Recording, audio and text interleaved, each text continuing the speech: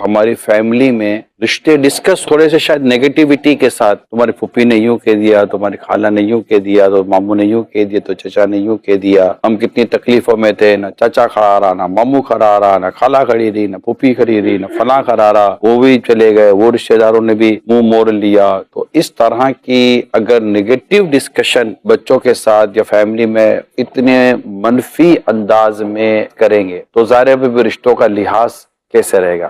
ایسا نہیں کہ خاندان اور رشتوں میں لڑائی جھگڑے نہیں ہوتے، اب بڑوں میں ہو گئے تو نا اتفاقی ہو گئی، یہ ضروری ہے کہ آپ اس نا اتفاقی کا زہر اپنی نسلوں میں اتاریں؟ کیا یہ ضروری ہے کہ آپ ان کو بھی بتائیں کہ ہمارے ساتھ یہ ہوا تھا، یہ ہوا تھا، یہ ہوا تھا؟ یہ ضروری تو نہیں ہے۔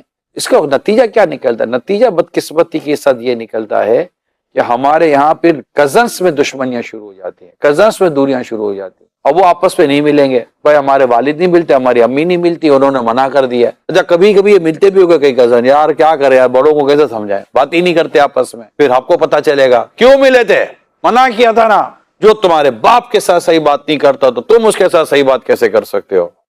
اچھا لیکچر دے رہے بھیا اپنے اولاد کو، اچھا لیکچر دے رہے اپنی نسلوں کو، اچھا لیسن دے رہے ہیں اپنی آنے والی نسلوں کو رشتوں کے لحاظ سے، اور یہی کیا زہر کا بیج بو کر آپ دنیا سے جانا چاہتے ہیں، قبر میں جانا چاہتے ہیں کہ آپ کو قبر میں پتا چلے کہ آپ کے پیچھے آپ کی اولاد نے رشتے کیسے توڑے ہوئے ہیں؟ یاد رکھیے ان کے منع کرنے سے ہم نہیں رکیں گے، کیوں؟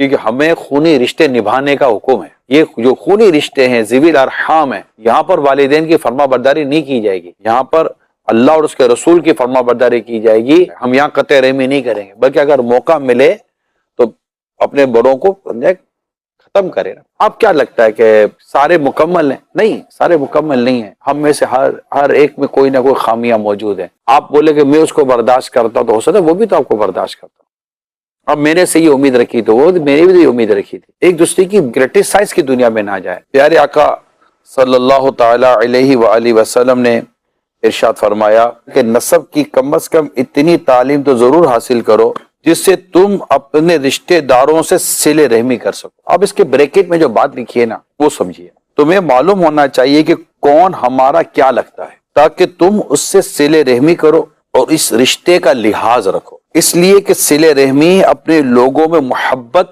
مال میں کثرت اور عمر میں برکت کا باعث ہے۔ آگے بڑھیے، رشتے اپنائیے، رشتے اگر ٹوٹے ہیں تو انہیں جوڑیے اور اپنی نسلوں میں اپنی لیگیسی ڈال دیجئے کہ بیٹا رشتوں کو نبھانے کا راستہ اختیار کرنا، رشتے